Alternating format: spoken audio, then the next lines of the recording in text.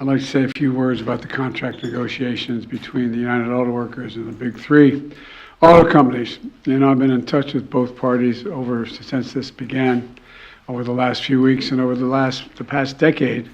Auto companies have seen record profits, including the last few years, because of the extraordinary skill and sacrifices of the UAW workers. But those record profits have not been shared fairly, in my view, with those workers.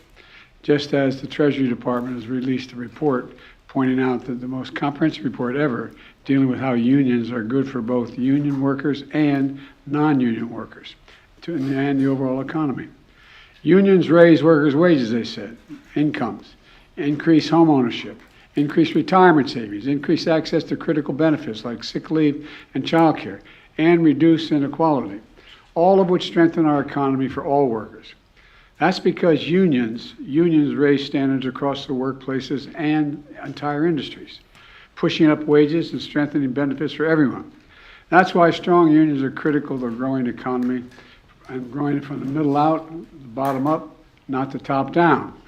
That's especially true as we transition to a clean energy future, which we're in the process of doing.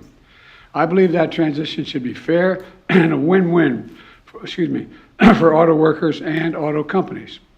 But I also believe the contract agreement must lead to a vibrant, made-in-America future that promotes good, strong, middle-class jobs that workers can raise a family on. Where the UAW remains at the heart of our auto economy, and where the big three companies continue to lead in innovation, excellence, quality, and leadership. Last night, after negotiations broke down, the UAW announced a targeted strike at a few big three auto plants.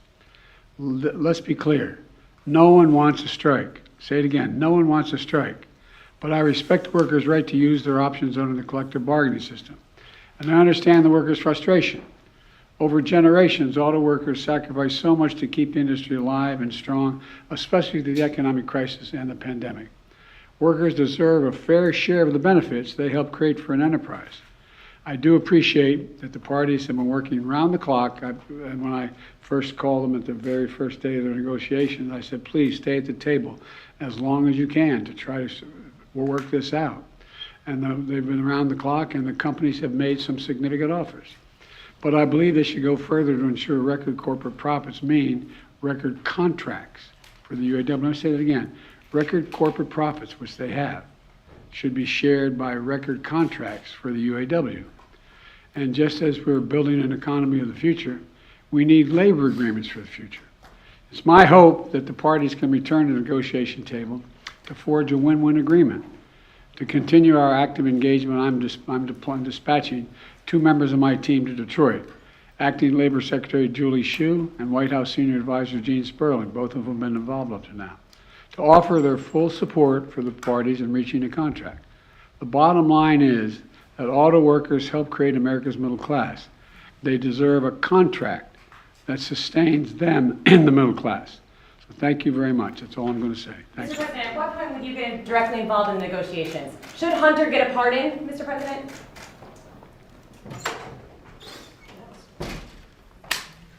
Okay, thank you, everybody.